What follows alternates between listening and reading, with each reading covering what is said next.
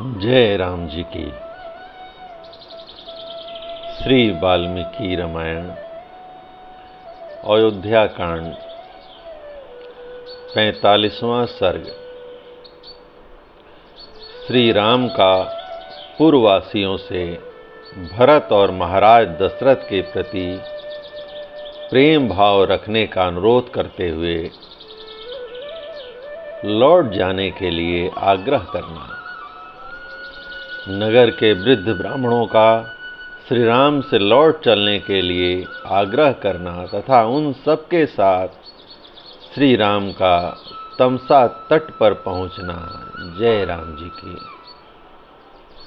उधर सत्य पराक्रमी महात्मा श्री राम जब वन की ओर जाने लगे, उस समय उनके प्रति अनुराग रखने वाले बहुत से अयोध्यावासी मनुष्य वन में निवास करने के लिए उनके पीछे पीछे चल दिए।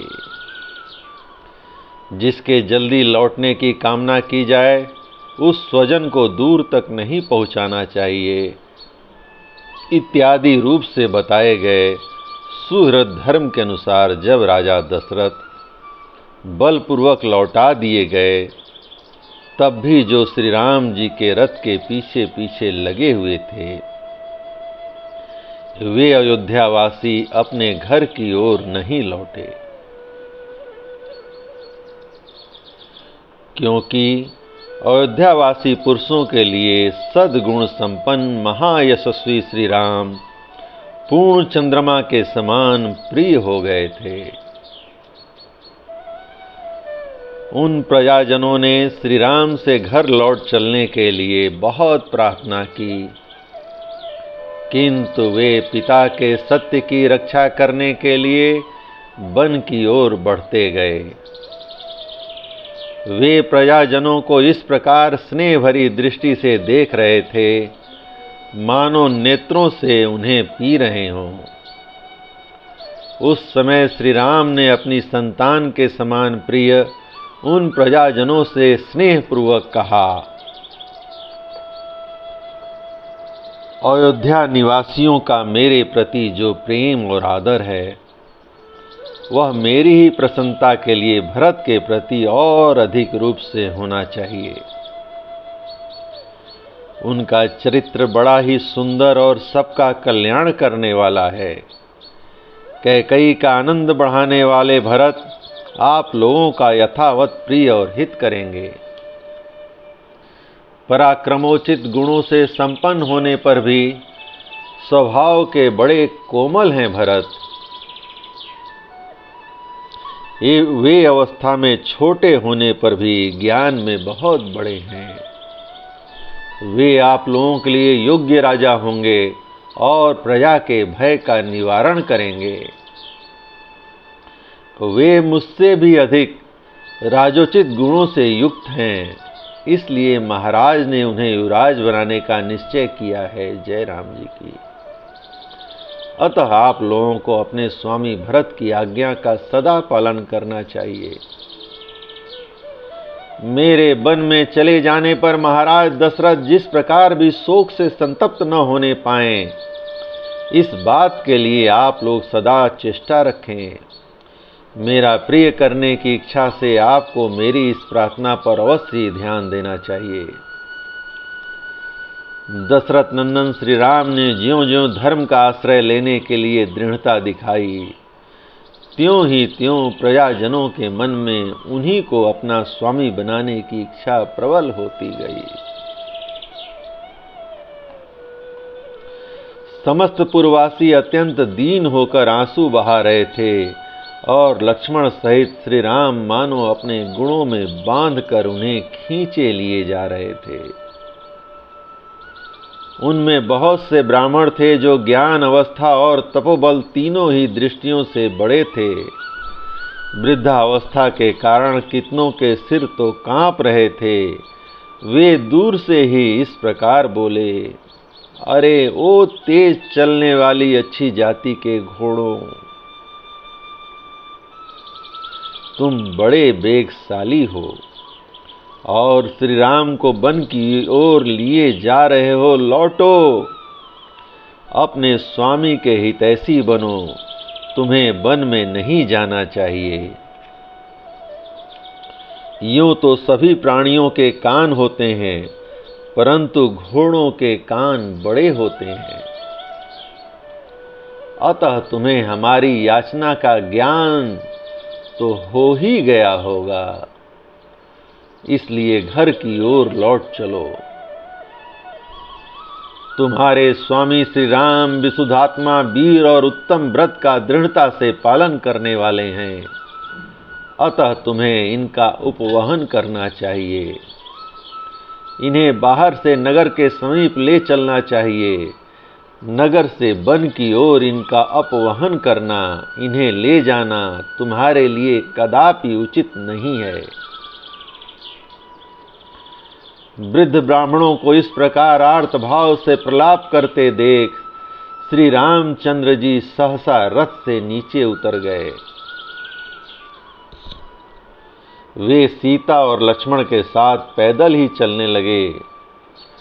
ब्राह्मणों का साथ न छूटे, इसके लिए वे अपना पैर बहुत निकट रखते थे, लंबे डेग नहीं चलते थे।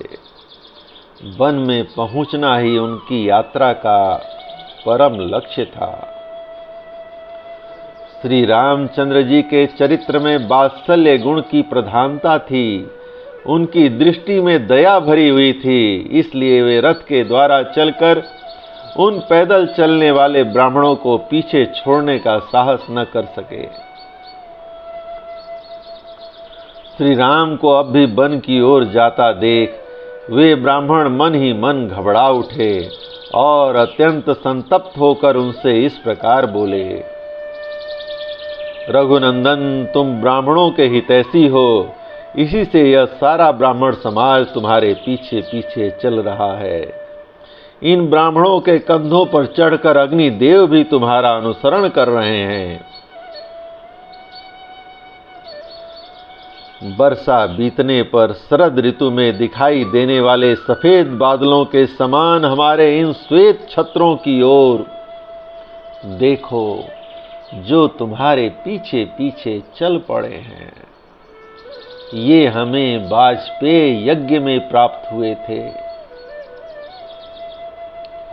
तुम्हें राजकीय श्वेत छत्र नहीं प्राप्त हुआ, अतएव तुम सूर्य देव की किरणों से संतप्त हो रहे हो। इस अवस्था में हम वाजपेय यज्ञ में प्राप्त हुए इन अपने छत्रों द्वारा तुम्हारे लिए छाया करेंगे।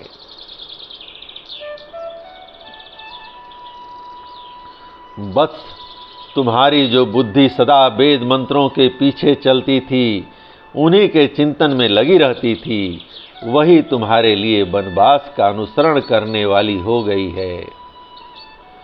जो हमारे परम धन वेद हैं, वे हमारे हृदयों में स्थित हैं। हमारी स्त्रियां अपने चरित्र बल से सुरक्षित रहकर घरों में ही रहेंगी। अब हमें अपने कर्तव्य के विषय में पुनः कुछ निश्चय नहीं करना है। हमने तुम्हारे साथ जाने का विचार स्थिर कर लिया है। तो भी हमें इतना अवश्य कहना है कि जब तुम ही ब्राह्मण की आज्ञा के पालन रूपी धर्म की ओर से निरपेक्ष हो जाओगे, तब दूसरा कौन प्राणी धर्म मार्ग पर स्थित रह सकेगा। सदाचार का पोषण करने वाले श्री राम हमारे सिर के बाल पककर हंस के समान सफेद हो गए हैं और पृथ्वी पर पड़कर साष्टांग प्रणाम करने से इनमें धूल भर गई है। हम अपने ऐसे मस्तकों को झुकाकर तुमसे याचना करते हैं, तुम घर की ओर लौट चलो, लौट चलो, हे राम, लौट चलो। वे तत्वज्ञ ब्राह्मण यह जानते थे कि श्री राम साक्षात भगवान विष्णु हैं, इसलिए उनका श्री राम के प्रति प्रणाम करना दोष की बात नहीं है। जय राम जी की। इतने पर भी जब श्री राम नहीं रुके, तब वे ब्राह्मण बोले, बस जो लोग यहाँ आए हैं, इनमें बहुत से ऐसे ब्राह्मण हैं जिन्होंने यज्ञ आरंभ कर दिया है अन्न इनके यज्ञ की समाप्ति तुम्हारे लौटने पर ही निर्भर है। अब इनके यज्ञों की समाप्ति तुम्हारे लौटने पर ही निर्भर है। संसार के स्थावर और जंगम सभी प्राणी तुम्हारे प्रति भक्ति रखते हैं। वे सब तुमसे लौट चलने की प्रार्थना कर रहे हैं। अपने उन भक्तों पर तुम अपना स्नेह दिखाओ। ये वृक्ष अपनी जड़ों के कारण अत्यंत वेगहीन हैं, इसी से तुम्हारे पीछे नहीं चल सकते, परंतु वायु के वेग से इनमें जो सनसनाहट पैदा होती है, उनके द्वारा ये ऊंचे वृक्ष मानो तुम्हें पुकार रहे हैं, तुमसे लौट चलने की प्रार्थना कर रहे हैं। जो सब प्रकार की चेष्टा छोड़ चुके हैं, चारा चुगने के लिए भी कहीं उड़कर नहीं जाते हैं और निश्चित रूप से वृक्ष के एक स्थान पर ही पड़े रहते हैं, वे पक्षी भी तुमसे लौट चलने की प्रार्थना कर रहे हैं, क्योंकि तुम समस्त प्राणियों पर कृपा करने वाले हो। इस प्रकार श्री राम से लौटने के लिए पुकार मचाते हुए उन ब्राह्मणों पर मानो कृपा करने के लिए मार्ग में तमसा नदी दिखाई दी, जो अपने तिर्यक प्रवाह से श्री रघुनाथ जी को रोकती हुई प्रतीत होती थी। वहां पहुंचने पर सुमंत्र ने थके हुए घोड़ों को शीघ्र ही रथ से खोलकर सबको टहलाया, फिर पानी पिलाया और नहलाया। तत्पश्चात तमसा के निकट ही चरने के लिए छोड़ दिया। इस प्रकार श्री वाल्मीकि निर्मित आर्ष रामायण आदि काव्य का अयोध्या कांड 45वां सर्ग प्रभु श्री राम की कृपा से पूर्ण हुआ।